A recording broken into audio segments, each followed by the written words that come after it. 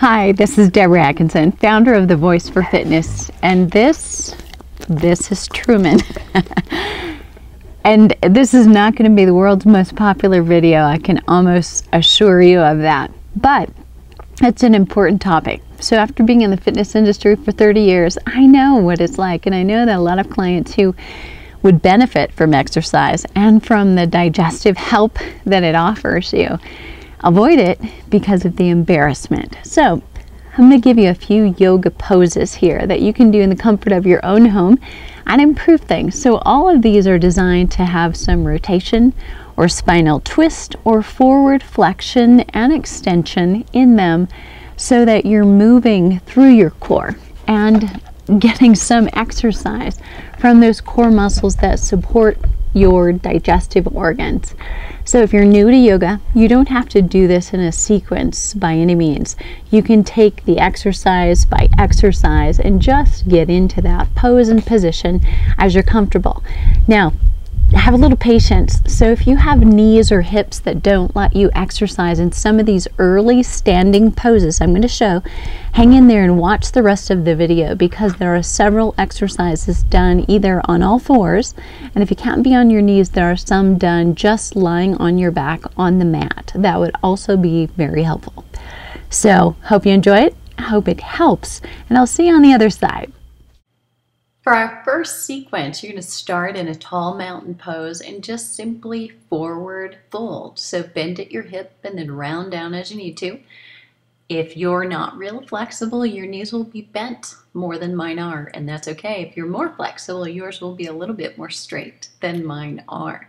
The point is heels are grounded, hips are reaching up to the ceiling or the sky, and you're in forward fold, relaxing the muscles around your digestive system. Just hold that for a few breaths and then coming up and coming out. And I'm coming in a yoga sequence type of segue, but you don't have to if you're unfamiliar with yoga. Just get into the pose as you're comfortable. Now you're going to stagger your feet as if you're on a balance beam. This is rotated triangle. So as my left leg is forward, I'm going to take my right hand on the outside of that left leg and rotate toward my left side. So this is a little bit more of an obstacle to stretch toward the extended leg, but it actually rotates and massages the spine and the muscles in your digestive system much more.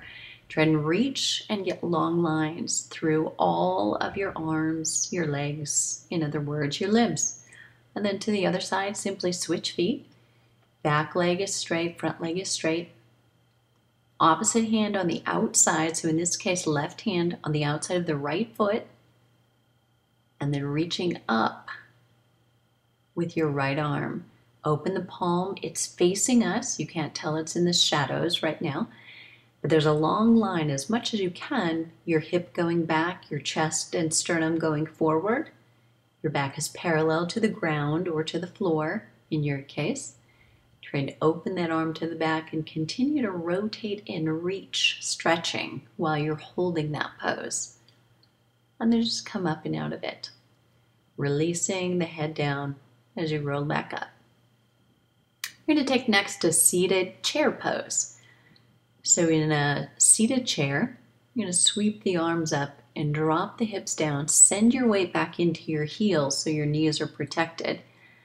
And then you're going to take the outside of the opposite arm across your knee for leverage. So in this case, I have my left elbow on the outside of my right leg, trying to keep my knees as even as possible and using that elbow on the leg for leverage so that I can rotate. And looking up, I'll get the best possible rotation. If that bothers your neck, look forward or look down, but work on rotating through the spine, even if your neck doesn't allow you to do the rotation along with it. To the opposite side, and you can see my knees shift just slightly here. You want to minimize that if at all possible. Keep your knees both parallel, not allowing one to shift forward more than the other. And again, rotating so you can see a good part of my back is flat to the camera now because I'm rotating away. Palms are in a prayer pose, flat together, elbows up and elbows down. And then come up. And just to get out of that pose, do a stretch. So into the next pose, this is what you'd call a runner's lunge if you weren't familiar with yoga, and it's what we call a prayer balancing pose. So now rather than 2 feet in the chair, we have one straight back. You could also drop this back knee down to the mat to have to deal with less balance while you still get the rotation through your spine. So again, palms are in a prayer pose. One elbow up and one elbow down, and you'll see that better as it turns toward the camera. But as long a line as you can, sending the heel back, straightening that back leg, and then the rotation. So here comes the other leg, just switching. Might take a couple of steps to get that forward.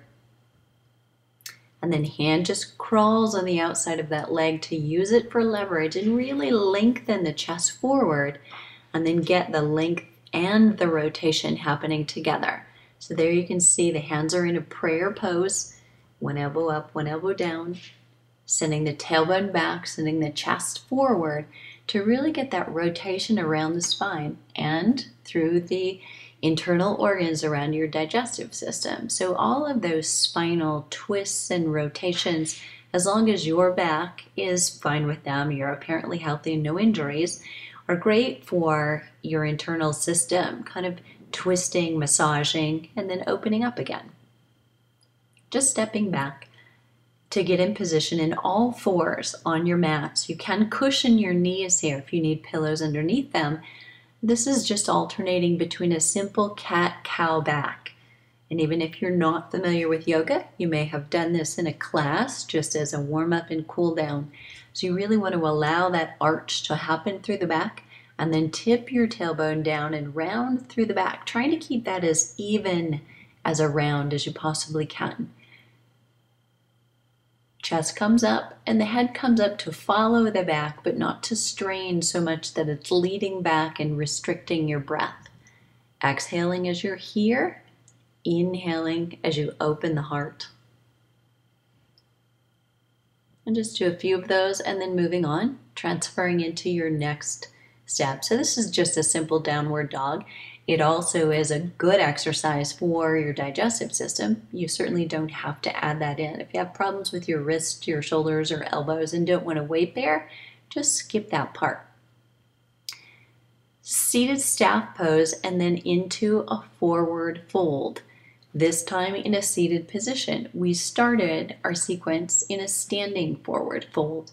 So as we stretch forward, we first stretch from the hip and then allow gravity to do the work, bending forward. So you can see my fingers are attached to my big toe, but I'm no longer pulling. I'm just letting gravity do all the work. In this forward fold, you're massaging and compressing all of the internal organs in your digestive system. Then look up and sit up. And the next exercise or pose is your cross-legged seated position with a spinal twist. So either ankle in front of the other. Take your opposite hand. So in this case, as you're mirroring the video, you may want to take your left hand on the outside of your right knee and sit as upright as you can, and then use that hand as leverage. Your other fingertips are behind you just to hold you and support you lifting up. So you can see a long line from the crown of my head to my tailbone as I rotate around me, looking as far back as I comfortably can. On the opposite side, hand comes across to the opposite knee. Inhale with the breath up, and then exhale and rotate.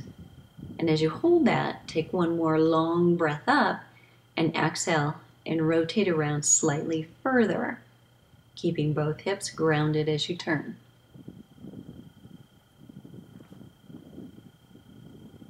And then return to the center.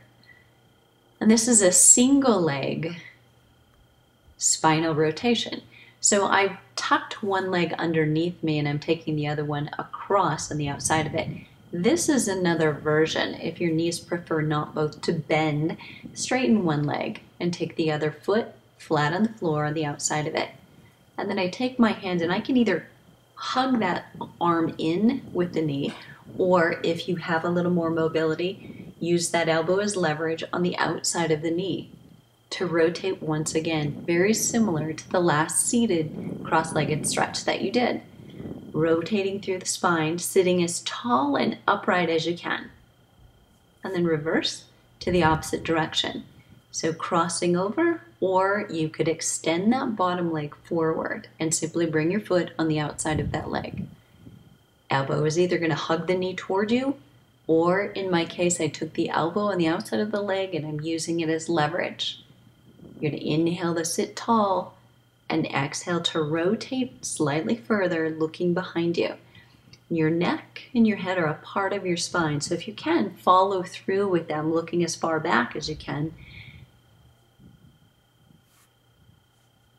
And last, you're going to roll back, lying on your mat,